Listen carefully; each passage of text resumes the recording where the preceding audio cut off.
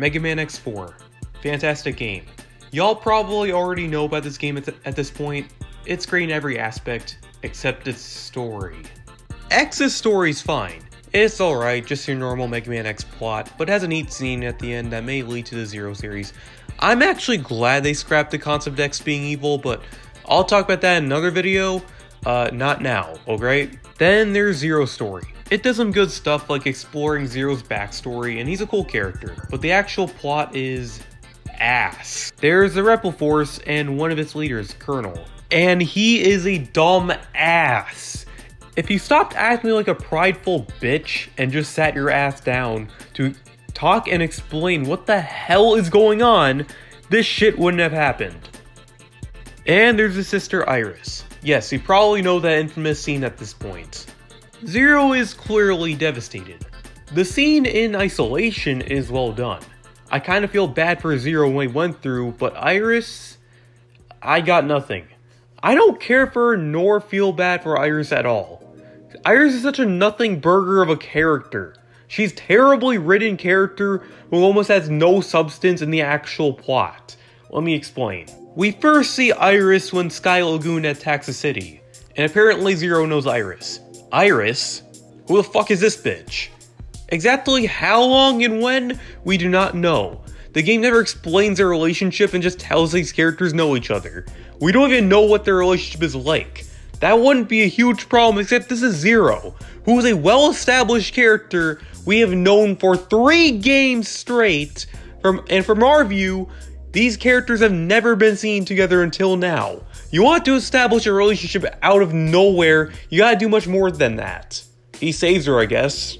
Iris is barely any character. We barely know anything about her nor her personality aside from cute pacifist girl. This bitch literally spends most of the time as a static sprite in the Sage Select screen. She barely does anything in the actual fucking plot. Next scene she's in, Zero and the Colonel are fighting and she's like, "Brother, stop fighting!" And that's it. At least the scene actually tells us something. She's a pacifist and doesn't want these two fighting, caught in between the conflict. Okay, that's fine and good and all. When Zero defeats Colonel, Iris disappears. Then you find her and she's holding this weird purple orb Pokeball thing. Goes, "You killed my brother, you must pay!" And transforms into a knight mecha looking ass thing that looks like it came from Code Geass. You whoop her ass in this real easy boss battle, Ryujin goes brrrr! She says her last words with Zero and about wanting to live in a world with only Reploids? Huh? And she's dead. That's kinda all she does. No exaggeration. That's it. You want me to care about her, but you barely give me any meaningful time with her or a reason to care about her as a character. She does next to nothing in the actual plot, she doesn't influence or change anything, she doesn't take any action that affects what happens in the actual plot. She has very little to no agency or presence in the damn plot. Cut her out and the core story would have been pretty much the same without her. The only fucking thing she does is give us that one scene and make Zero question what he's fighting for, which will later be answered in Zero 4. That moment is peak, and the Zero games have far better storytelling than the X games, which can be really good, but fail horribly. Alright, back to Iris. Iris is so severely underwritten. Her relationship with Zero is extremely shallow and shoehorned in the actual game itself. The game never fucking explores it, it's just a few lines and some implied affection. That's it. She barely does anything to push the plot forward and her personality is almost entirely just peace-loving and innocent. Which is fine, that's cool and all, not taking that away from her, that's not a problem in and of itself, but she barely has any character or importance beyond that. Zero doesn't talk about her much before or after her tragedy. From an actual writing standpoint, she's so fucking thin. Like, she's such a nothing burger of a character. She doesn't really do much for Zero as a character, and the way she executed, she does so little. Yet the point that Iris was trying to do was to humanize Zero and give him some emotional weight. That's fine, but the way they did is so fucking terrible that it barely even works. And yeah, it does its job in making Zero's fight with Colonel more personal. Yeah, the concept behind Iris isn't bad. Like, they have good ideas for the character, but the way they do it but she's such a nothing burger in the actual character and story itself. Zero is already a strong character even without Iris. What makes Zero an interesting character is his origin and connection to Wily, his friendship with X, his internal struggle with the Maverick virus, and the violence of his Maverick history, and that non-canon awakened Zero in X5. Iris is nice, but she's not really necessary. She has very few lines, almost no personality traits, doesn't grow or change, and doesn't really spend meaningful time with Zero that much at all. We don't really even know when they met or what their relationship exactly is like. How long or close they are. Like, she mostly just reacts rather than drives anything herself. While Iris doesn't really change any of the actual plot points, where she does have is a humanizing emotional connection to someone. Although it's so underdeveloped, so it shows that Zero's softer, more conflicted side, which is good. That's cool and all, and I like that. It has Zero with some internal conflict, where Iris wants peace and despises war, Colonel's obsessed with honor and independence, and Zero is stuck in the middle. Basically a Gundam-inspired plot where Iris embodies the tragedy of the conflict. It gives Zero and Colonel some emotional and personal stakes, as tiny as hell as they are, and Zero having to kill the brother of the girl he cares about. That's all fine and good conceptually, and Zero's little breakdown, I'll go into that later. It gives him an emotional cost, so Iris technically does have a purpose in the story. If I said otherwise earlier, I corrected myself here, so fuck off. And she serves her intended purpose, I guess, but that is the absolute bare minimum. Are you really acting like this character is so important and meaningful when she does nothing beyond the bare fucking minimum, her basic job in the story? It doesn't make her a good or well-written character. And that doesn't automatically make me feel her or Zero much emotionally. God, are y'all writing standards that fucking low? The story fails to really do much with any of those ideas of her intended purpose or make them feel powerful. She's just there and does 2 scenes. She's not even a character, and the story wants me to care about her as much as Zero, but doesn't have enough weight to make the player feel anything. She has good ideas and an interesting concept, but they're so underdeveloped they may as well not even exist. And here's one thing that makes this whole thing fall completely flat.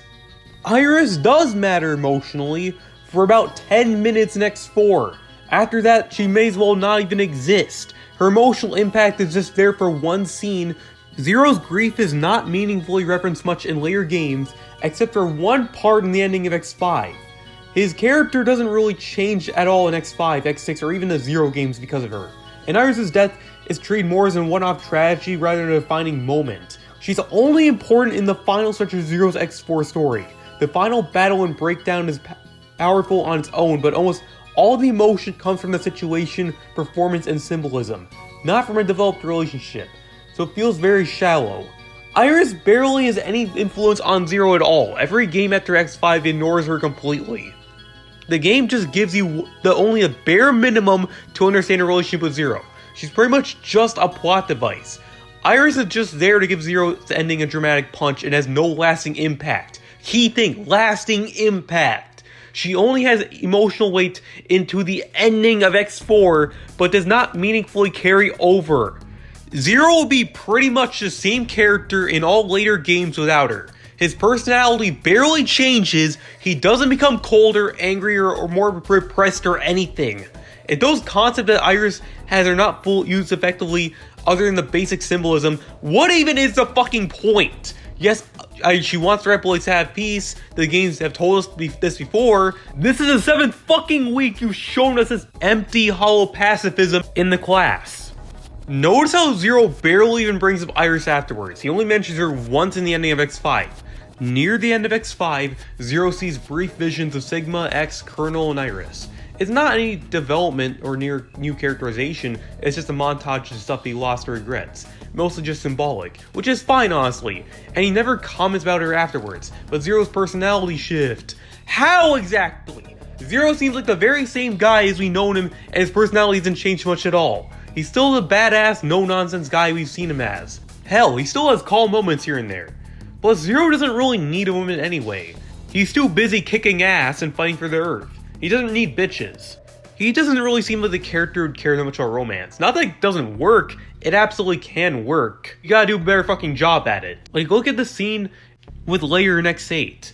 He barely reciprocates any feelings like that. If they ever intended romance with Iris and Zero, it's forced as hell. Notice how the Navigators in X8 have more personality than Iris herself. That's crazy. Alright, about the infamous scene. This scene does not feel earned. I do kind of feel bad for Zero, but that is mostly because the scene is carried hard by Zero's acting and delivery in the original Japanese version.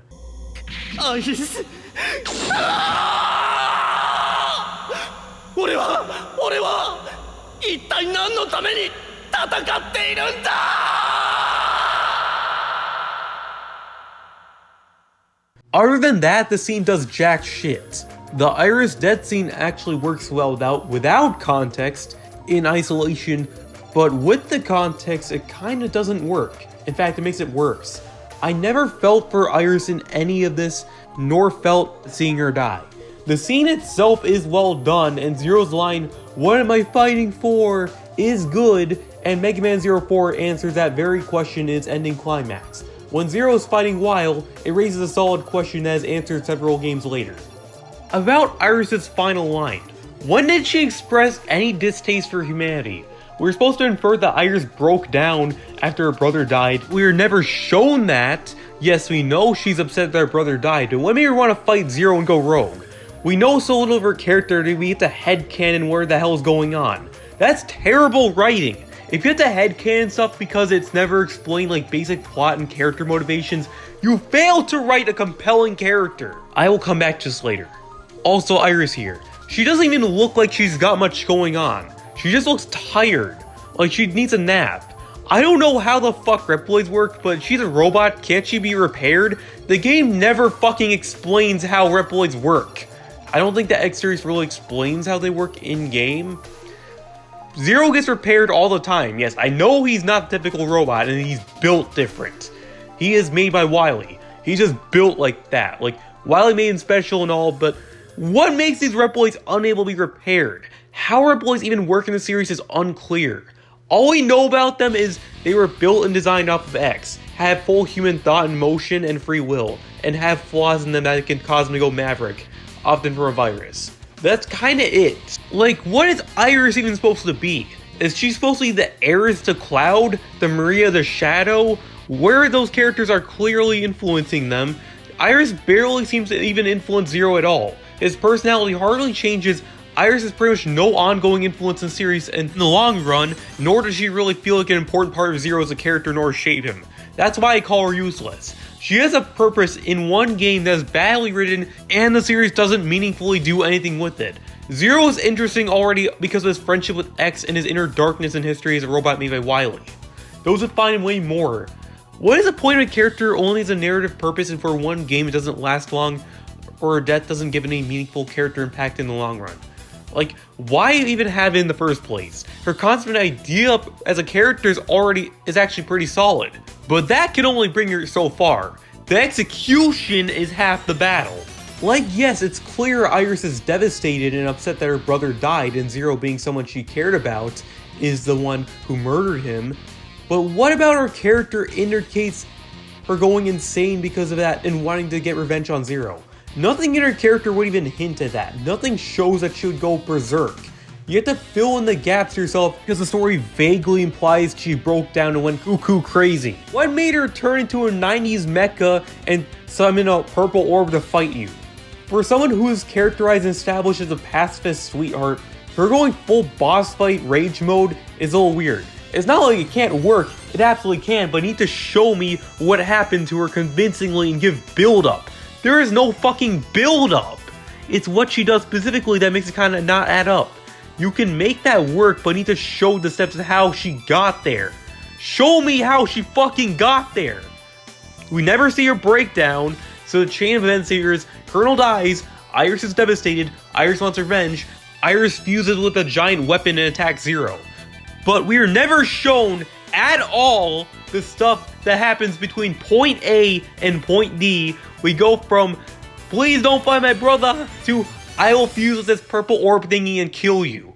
The transition is not properly nor adequately shown to us. We don't see how Iris processes the loss of her brother, nor how she reacts to what happened. What made her jump to revenge specifically? She could have done shit like being depressed or withdrawn or blame herself and be upset at Zero, but nothing was shown nor indicated specifically go to, I must fight you now and seek revenge. Show me the fucking journey how she got there. The transition is so severely lacking. How did she go specifically from please stop fighting to I'll kill you myself? Of all the possible reactions Iris could have had, the game doesn't do enough to prepare me for a specific one. Like, I felt Iris would just be breaking down emotionally, upset at Zero, and run away crying or something like shit. Some shit like that. Nothing hinted at this specifically. Show me how she got there. Remember, I am talking about Iris as an actual character, not what she represents, nor her concept alone. Why the hell do y'all gas up Iris and treat her like this poor innocent saint when there's much better written female characters than her, like CL or Aelia? I bet if it weren't for that infamous scene, y'all wouldn't even care as much about her. The game clearly wants us to mourn and feel Zero's loss or some shit like that, and they never fucking showed us, nor gave us. The way it's done, Zero's relationship with Iris feels so forced, shoehorned in, and tacked on. If she was introduced in an earlier game, maybe that would have softened the blow a little bit. No, Extreme 2 does not count. CL was a young scientist in Neo Arcadia who was tasked to solve the energy crisis and create a copy of X. After the original sacrificed himself, and unfortunately Copy X went rogue and wanted to destroy and oppress Reploids. She felt guilt for her actions, although it was unintended. She formed a resistance with the remaining Reploids and she was saved by Zero. After she awakens Zero, Zero fights alongside her for the rest of the series and actively protects her. Notice how in the Mega Man Zero series, CL actually is a presence. She actively talks to Zero, her relationship with him is shown to us and is built upon with trust and all. She has goals, worries, and doubts, meaningful dialogue, and has a stake in the plot. And she's actually a fucking character with some damn agency in the plot. She takes action for peace to happen and helps Zero in his battles. She feels immense guilt and for the strain she causes on Zero and everyone else. She does what she can for humans and Reploids to coexist in peace and solve the energy crisis. When Zero died in Mega Man 04, I actually felt her loss, and seeing her mourn him actually affected me. I've seen some people say CL is too clingy to Zero, but consider the context for her. She accidentally made a genocidal copy robot of X despite the good intentions of keeping society together after X sealed the Dark Elf, and having Zero, who's the only thing strong enough to stop it. Of course she'd be clinging to Zero, which might, I remind you, is the only thing who can stop Copy X in Neo Arcadia. CL is constantly shown to be part of the story and active mission to develop a solution to the energy problem. I actually feel awful for her at the end of 04 when Zero died because their relationship was developed and earned over the course of 4 games. Plus, CL helped him realize what he was fighting for, and it pays off in 04. That's one thing I will give the scene credit for. And as much shit as we give Aelia for interrupting us, she also has a meaningful role. In one game, but still. In Mega Man X6, it is shown that Aelia was a scientist and a researcher with a colleague named Gates. Gates was responsible for creating Reploids that were deemed too powerful and the higher-ups wanted destroyed. And Aelia was ordered to destroy them, even if she did not want to. She felt guilt for what she caused and blamed herself. She has a history with the main antagonist of the game. She interacts with them and pleads with them to stop the Nightmare virus and wants to save him. She, just like CL, worries about pushing X and Zero too hard. She has a history and real stake in the narrative. She feels personal and has some damn agency. There is this one scene where it actually explains her backstory as a scientist and what led to this conflict. Granted, you have to grind the hell out of Nightmare Souls, aka those weird blue orb things, to get it, but still, the thought and effort counts, and it's at least in the actual fucking game. These characters actually feel alive. Tell us Iris and Zero have a relationship, but never really show us it, so why should we care? Aelia and CL actually have quite a bit in common now that I realize it. Aside from being blonde scientists wearing pink, both feel guilty over events they helped cause unintentionally. Both deeply care about the main protagonist and support them in roles that would involve combat, have personal connections to the conflict, and have desire to build a peaceful world for both humans and Reploids. Notice how both characters are central to the plot, one game in Aelia's case, but still, and have it actually driven the moral conflict. Both characters have compassion, guilt, determination, internal conflict that is actually shown to us to make us care about them and their role in the plot, and both have motivations, flaws, fears, responsibility, etc. Iris, all she has is I want peace, I don't want Colonel and Zero to fight, and being Zero's tragic quote-unquote love interest. That's it. Also, did I mention that Aelia has some really good cans? Hot damn, that booty! Stop jacking off the cartoon characters. You know what you guys are beating your meat to? You're beating your meat to illustration. Since I mentioned Gundam earlier, let's bring up some of the pacifist type characters in the Gundam series, like Marina Ismail in Gundam's 00. She challenges Setsuna's views about fighting and influences change in his character. Setsuna believes his problems could be only solved by fighting. During the fight where she lets go of his revenge against one of the antagonists, Ali Al-Saches, we see into Marina's perspective and what is happening in her place, as her country is getting destroyed. And Relena Peacecraft in Gundam Wing, where her relationship with Change's hero. He grows as a character partly because of her and vice versa. He notices his flaws as a war-torn teenage soldier. She makes decisions that impact the plot, and she has some damn agency. Knows how they actively challenge a protagonist and have built up relationships that make me care about them. They have clashing ideologies that mean something to the protagonist, and the way they interact with the characters is honest. The war actually affects them and is clearly shown to us. We know more into their beliefs. Even Marina, who some fans consider underutilized, has some clearly defined beliefs, goals, and influences on the protagonist than Iris. Notice the difference. I'm not asking Iris to become a fighter or a politician. I'm asking her to be an actual participant in the story. These characters challenge a protagonist, make decisions, and have their beliefs explored. Iris mostly just tells people to stop fighting. Look at Aerith from Final Fantasy VII. Cloud spends a huge portion of the game interacting with her. We see their relationship develop naturally over time. By the time she dies, the player actually knows who she is, and the impact doesn't stop there. Her death continues to affect Cloud throughout the rest of the story, even into Advent Children. And Carly's death in Yu-Gi-Oh! 5Ds. Like, Carly has enough interaction with Jack, and they spend a couple episodes together, just enough time so we actually feel their relationship naturally.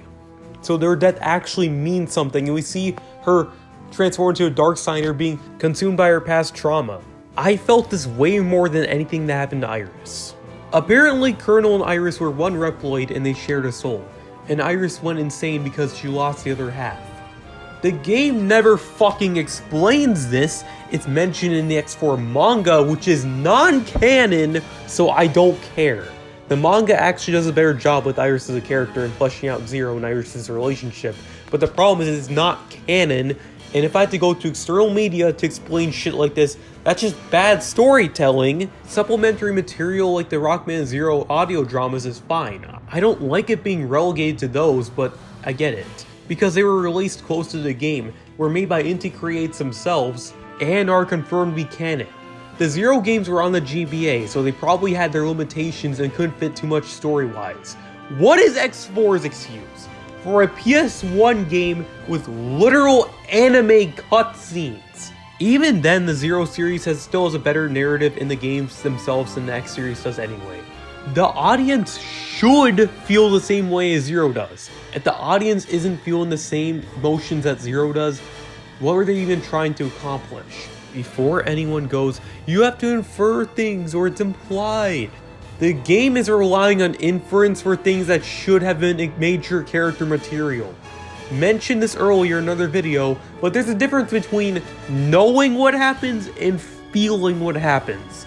I'm more like, did Iris break down because of her brother's death? Rather than, damn, Iris went through a lot and I feel bad for her. Important stuff like that should be clear and not set to interpretation or vague implications. Before you mention, yes, I know Iris is in a Game Boy Color game, Mega Man Extreme 2, but she's literally just a navigator, that's it. She's just a diet Aelia, she has no real story relevance in that game. She doesn't even develop Zero, nor have a real relationship. If you have to play a niche-ass Game Boy Color game that came out 3 years after X4, that's not good. Before anyone brings up Project Cross Zone does some good stuff with their character. Neat, but first off, these games are a fucking slog to play through.